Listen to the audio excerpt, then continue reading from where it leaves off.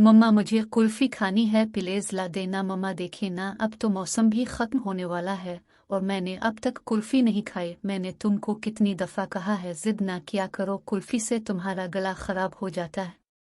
मम्मा please सिर्फ एक बार ले दें, आखिर तुम समझती क्यों नहीं हो कुल्फी तुम्हारे लिए ठीक नहीं। मम्मा ये भी तो खा रहा है। इसने अपने पास बैठे भाई मुनीब की तरफ इशारा करके कहा। मम्मा बस ये एक छोटी सी ख्वाहिश है, कोई और चीज़ खा लो, ये लो सेब खा लो। नहीं मम्मा मुझे बस आखिरी बार कुल्फी ला दे। मिकाइल ज़ैनब, पहले भी तुम बेजाजिद की वजह से अपना काफ़ी नुकसान कर चुकी हो। मैं तुम्हें कितना मना करती थी कि इतना मीठा ना खाया करो, मगर तुमने मेरी एक नहीं मानी और अपनी इस जिद की वजह से अपने सारे दांत खो चुकी हो। मम्मा आप हमेशा मुझे ही बुरा भला कहा करें, ये मुनीब को अपने कभी कुछ नहीं कहा, क्योंकि यह तुम्हारी तरह जिद नहीं करता, फौरन मान लेता है, मगर तुम अपनी बेजा जिद और हिट धर्मी दिखाती हो। चुल्लू शाबाश, अपने कमरे में जाओ और कुल्फी का ख्याल दिल से निकाल दो। लेकिन मैं हर हाल में आज कुल्फी खाकर ही रहूंगी, वो दिल में सोच रही थी। लेकिन मैं पैसे कहाँ से लूंगी? आइडिया मम्मा के पर्स से लेती हूँ, वो चोरी करना तो गुनाह है।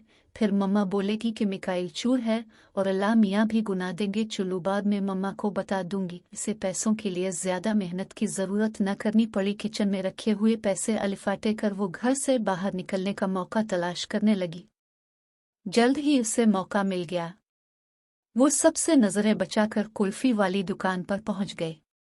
अलिफाफ, कितना मज़ा आएगा, मम्मा तो कहती थी कि मेरी तबीयत ख़राब हो जाएगी, बल्कि मेरी तबीयत तो ठीक हो रही है। एक और ले लेती हूँ, फिर न जाने कब नसीब हूँ। अलिफाफ, हाय कितनी अच्छी है, मेरी तबीयत को तो कुछ भी नहीं हुआ। वो हर बार ही सोचकर कुल्फी खाते रही कि बस अब आखिरी, मगर हर बार उसका दिल और खाने को मचल अलिफाटे। बिलाखिर पैसे ख़त्म हो गए, वो घर की तरफ चल पड़ी, लेकिन रास्ते में ही इसके गले में दर्द शुरू हो गया।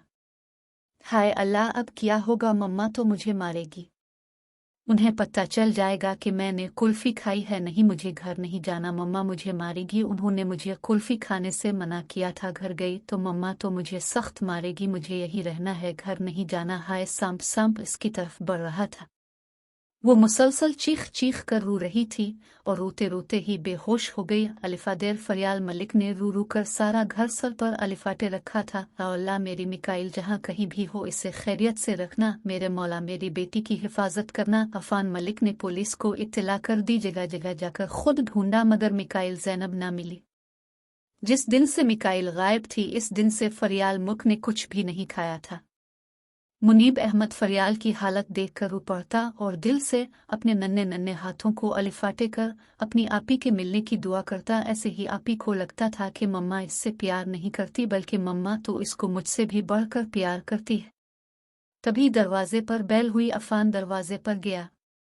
वो पुलिस वालों ने मिकाइल को अलिफाटे रखा था। बाबा मिकाइल, अफान मुल्क को देखकर फौरन भागकर आतर और पास खड़ी फरियाल के गिले लग गई। मम्मा, मैं अब कभी भी आपको तंग नहीं करूंगी।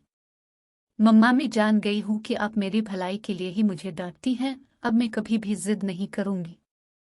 मैं अपनी जिद की वजह से पहले भी बहुत नुकसान अलिफाटे चुकी हूँ, मगर अब नहीं। मम्मा आपकी और पापा की दुआओं ने मुझे बचा लिया, वरना वो बर्दा फरोश मुझे मार ही डालते। बस मम्मा, मैं अब कभी भी आपको तंग नहीं करूंगी और आपकी हर बात मानूंगी, ताकि सब भाई की तरह मुझसे प्यार करें।